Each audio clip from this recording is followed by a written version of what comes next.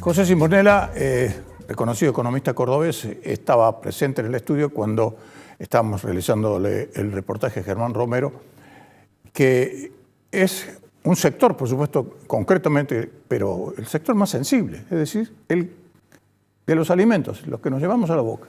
Y la situación es muy crítica. Y un poco él, es decir, como un analista en general de la economía, varias veces aquí en nuestro escritorio de trabajo, y lo mismo he hecho en los diferentes medios que lo consultan, ha manifestado su preocupación, lo viene haciendo desde mucho tiempo, es decir, las cosas en la macroeconomía están más o menos ordenadas, pero cuando se baja a la realidad, esto es complicado, José, ¿no? La verdad que sí. Cuando uno analiza las cuestiones financieras, ¿no? Tipo de cambio, tasa de interés bajando, riesgo país alrededor de 1.400, un poquito menos, pero por ahí, dependiendo de los días, acciones que subieron, uno ve cierto optimismo, ¿no? Como decimos los economistas, el mercado compra creer, digamos, ¿no? Pero cuando uno ve la economía real, y está muy golpeada, una economía real donde la recesión es muy profunda, donde hay que entender que la demanda agregada de los argentinos es el 70%, para hacer números redondos, es consumo y gasto público, de los tres niveles. El gasto público está decididamente suprimido el nacional y complicado el municipal y el provincial. Y el gasto de las familias, el consumo privado, está muy disminuido como consecuencia de la caída del salario real. Entonces, uno analiza el estimador mensual de la actividad económica, el último publicado, que es el de abril, y ve que tres sectores, que es el agropecuario, el minero y el petrolero, han crecido, pero el resto de los sectores han caído, y fundamentalmente sectores muy demandantes de mano de obra, como es la construcción, la industria y el comercio. Exacto. Sectores que han caído a lo largo de todo el año, pero en porcentajes muy profundos, 39%, 20 y pico por ciento. Digo, ahí se está notando, y se está notando también la preocupación de la gente por el empleo, por el trabajo. Efectivamente, pasa a ser ha sido la primera, es decir, la primera preocupación era la inflación, ahora no. La primera preocupación es el empleo. Así es. Vamos a estar conversando con Martín Poncio, que es un especialista, para que nos dé a conocer todo lo que pasa en la consultora que él tiene. Así que no me meto ahí entonces. No, te podés meter, pero él, es decir, lo vamos a considerar. Pero sí, porque no es un tema menor. La preocupación, y con esto cierro para no meterme en otro tema que no es mío, la preocupación que era la inflación, la tremenda inflación, digamos, que azotó a los argentinos el último mes del año, digamos, y ya los últimos meses del año pasado y los primeros de este, estaba en el tope, y ahora la preocupación por la pérdida de empleo. Pero ni qué decirte de la pyme o de la mipyme, ¿no? Del interior que está preocupado por su subsistencia, porque digamos, si vos tenés amigos pymes, sabés que lo primero que tratan de hacer es mantener el empleo, porque le costó mucho formar la gente, conseguir empleo de confianza. Pero bueno, entonces al principio la tenés y resignás a otras cosas, pero ya se le empieza a ser insostenible mantener a muchas pymes el empleo. Así que yo creo que más allá del optimismo que todavía tienen algunos sectores de la sociedad, yo creo que hay una profunda preocupación en el sector de la economía real. Y lo que preocupa es que a los problemas políticos que tenía este gobierno, que ya todos sabíamos y los anticipamos porque no tenía que lo iba a tener, se le suman problemas de gestión, ¿no? Problemas de gestión graves, profundos, serios. Entonces esto hace preguntarnos si realmente esa luz que vemos al final del túnel es una luz donde se abre el panorama de los argentinos, o es un tren que viene de frente, ¿no? Así que yo creo que esa es la gran preocupación de muchos argentinos. Por eso no terminan de consolidarse inversiones. Aquel que puede invertir no invierte en este contexto, ¿no? Los ahorristas no saben cómo defender sus ahorros, que lo hicieron toda la vida. Claro, porque el pequeño ahorrista, ¿qué va a entrar en el dólar MEP? ¿Qué va a entrar en un mercado de bonos? En un mercado de monedas? No, para empezar, que no lo sabe. Además tiene que tener su capital, ese pequeño capital que estaba en el plazo fijo, inmovilizado. Entonces, de manera tal que muchos dicen, lo dejo ahí, aunque sea la tasa, pero ese sé que por lo menos voy todos los meses y algo tengo. Sí, lo que pasa es que, como creo que alguna vez lo charlamos con vos, Gustavo, las buenas noticias se alimentan de las malas, ¿no? La buena noticia es la inflación cede, sí, pero porque la recesión aumenta, ¿no? La licuación, digamos, los pasivos monetarios disminuyen. El central lo está licuando. En esto Caputo tiene mucho expertise, digamos, y ha logrado descomprimir lo que se llamaban las bombas de la élite, ¿te acordás que alguno titular? Sí. Bueno, esos pasivos remunerados se van achicando. Ahora, la contrapartida de esos pasivos remunerados son los depósitos de la gente. Claro. O sea, cuando vos licuás pasivo remunerado, también licuás depósitos de la gente. Cuando a un plazo fijo paga 2,7% mensual y la inflación del mes pasado fue 8,8 y la de este mes va a ser alrededor de 5, claramente el que hace una imposición al plazo fijo, cuando va a retirar el plazo fijo, compra menos que lo que hubiera comprado antes.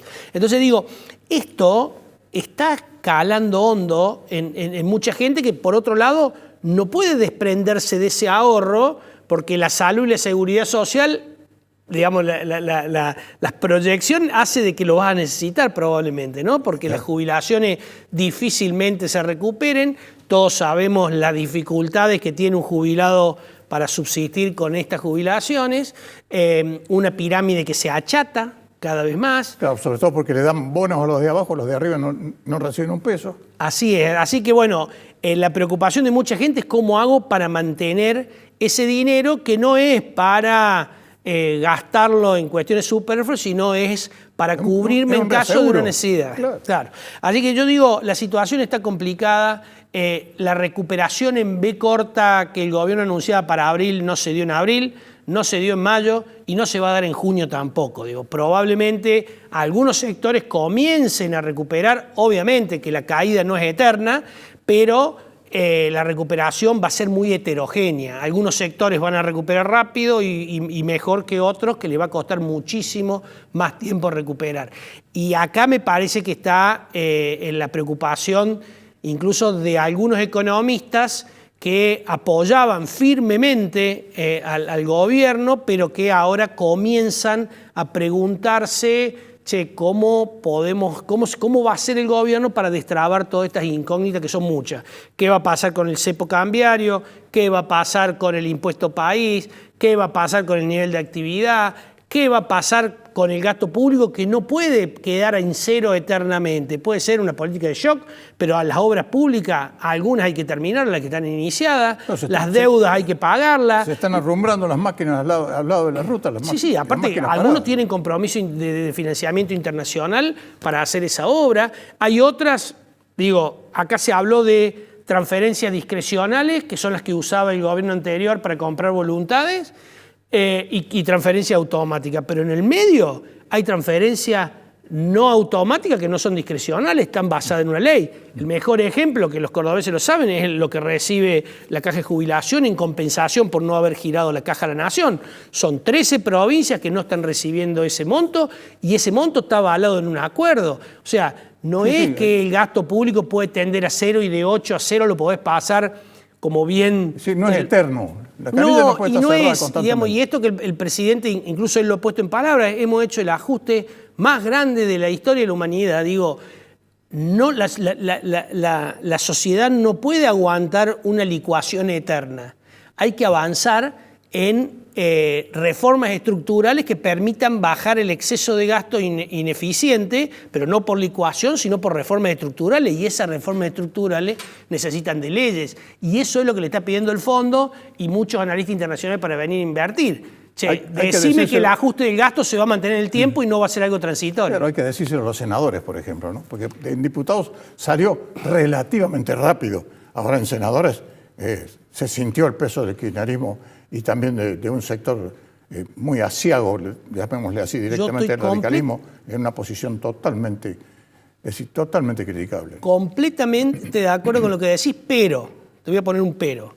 Hay una mala praxis inicial, fundamentalmente del principal asesor que tiene, que es Sturzenegger, Sí. en haber mandado una ley ómnibus gigante, Sí, efectivamente. donde te traban un artículo y te traban todas las reformas que quería hacer. Es una mala praxis gigante. Es lo mismo, Gustavo, que cuando acusaron a las empresas de prestadoras de salud, a las prepagas, de cartelizarse.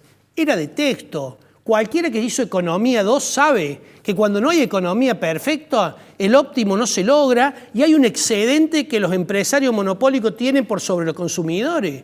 No, eso no es cartelización, esos son mercados imperfectos. Y la teoría libertaria funciona en mercados con economía perfecta, no en mercado imperfecto. Y entonces, digo, la cartelización en realidad fue un error no forzado del propio decreto, digamos, del decreto que mandó el gobierno, que no preveía que eso iba a pasar cuando lo debiera haber previsto. Y lo mismo le puede pasar con las comunicaciones, y lo mismo le puede pasar con todo aquello que es oligopólico en Argentina, que lamentablemente hay muchos mercados que aún lo son. Sí, efectivamente es así. Ahora, si decimos, y vos lo mencionaste desde un primer momento, yo cuando inclusive escuchaba también a algunos economistas, no solo al presidente diciendo de que iba a haber un rápido rebote, yo era muy escéptico, definitivamente muy escéptico.